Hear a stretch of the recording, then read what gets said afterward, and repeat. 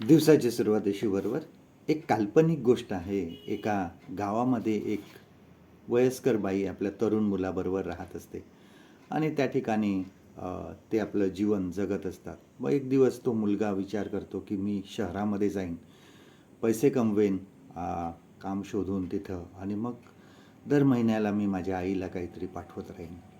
असा विचार करून तो शहरामध्ये जातो. शहरामध्ये गेल्यानंतर त्याला काम मिळतं, तो खूप मेहनत करतो आणि दर महिन्याला आपल्या आईला पैसे पाठवत असतो. त्याचा उद्देश असा असतो की आई जे काही तिला लागतं ते करेल आणि अजून उरलेले पैसे ती साठवून ठेवेल. आणि काही वर्षांनी त्याचं काम संपतं आणि त्याला शेवटी पुढे काम नाही. मग तो गावामध्ये येतो परत आणि आईला विचारतो की आता मी परत आलेलो आहे, तुला मी दर महिन्याला जे पाठवायचो ते तू पैसे साठवले की नाही थोडेफार तरी. आणि ती सांगते आई की मी काहीच साठवले नाही. आणि त्या तरुणाला नवल वाटतं, मग पैशाचं काय केलं तू? आणि तिने सांगितलं, मला जेवढे लागत असायचे तेवढे मी वापरायचे आणि उरलेले मी देवाला देऊन टाकले. आणि ह्या मुलाला थोडा राग येतो की आता काय करायचं, तू कशी काय देवाला दिले? आणि मी देवाचा शोध करेन आणि देवाला विचारेन की हे तुला जे माझ्या आईने पैसे दिले त्याचं काय, मला तू परत देते पैसे.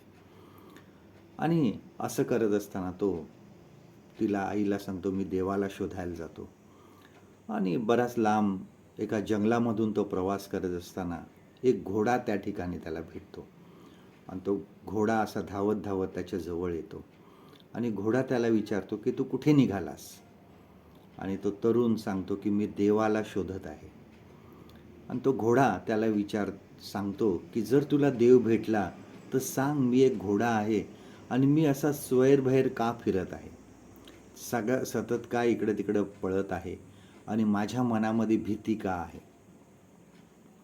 आणि तो तरुण ते ऐकतो आणि पुढे जातो आणि एका झाडाखाली तो थकून बसतो आणि ते झाड त्याच्याबरोबर बोलू लागतं. ते झाड त्याला विचारतो की तू कुठे निघालास?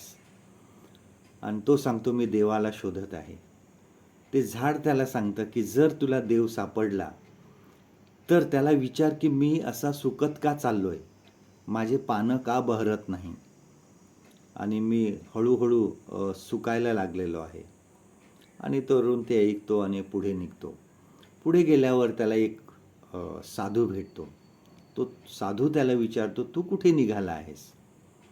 आणि तो तरुण सांगतो मी देवाला शोधत आहे. आणि तो तरुण त्याला सर्व काही हकीकत सांगतो आणि हे पण सांगतो की मला घोडा आणि मध्ये झाड भेटलेलं. तो साधू त्याला सांगतो पहिल्याने मी तुला त्यांच्या प्रश्नाची उत्तरं सांगतो. त्या घोड्याला जाऊन सांग की तू स्वैरभैर पळत असतो किंवा तुझ्या मनात भीती आहे, तुला कुणाच्या तरी एका मानवाच्या हाताखाली राहावं लागेल, मनुष्याच्या हाताखाली राहावं लागेल.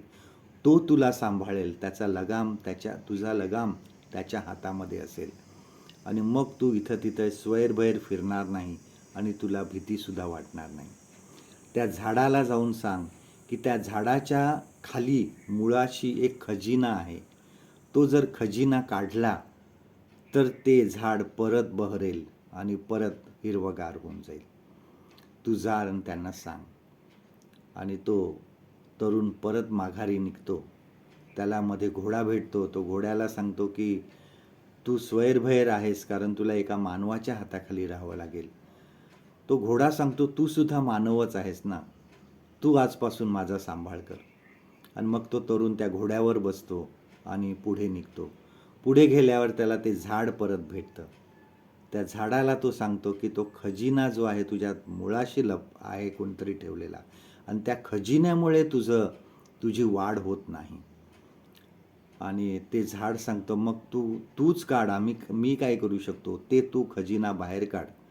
आणि मग तो तरुण त्या ठिकाणी बाजूला खणतो आणि तो खजिना त्याला मिळतो. एका मोठ्या मडक्यामध्ये सोन्याने भरलेली नाणी असतात, सोन्याची नाणी असतात सर्व.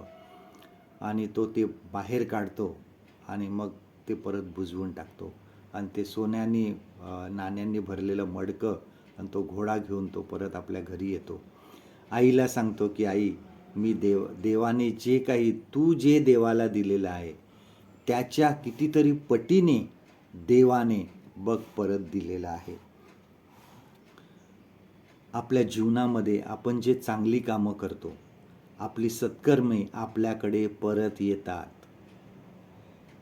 मग ती मदत केवळ पैशाची असो किंवा असू शकते असं नाही, जी पैशाचीच आहे मदत अशी अशी अशी गोष्ट असू शकत नाही. परंतु आपला वेळ आहे, आपलं गोड बोलणं आहे, आपलं कोणाला धीराने बोललेले शब्द आहेत, आपलं प्रेमळपणाचं वागणं आहे, हे सर्व देव तुम्हाला परत देतो. नेहमी काहीतरी चांगलं करण्याचा प्रयत्न करीत राहा. आजचं देवाचं वचन आपल्यासाठी हे आहे, इफिस्करास पत्र ह्याचा 6वा अध्याय आणि 8वं वचन, एफिशियन्स चॅप्टर 6 अँड वर्स 8. कारण तुम्हाला माहीत आहे की कोणी जे काही चांगले करतो तेच त्याला प्रभूपासून मिळेल. परमेश्वर करो आजचा दिवस तुमचा आशीर्वादित करो.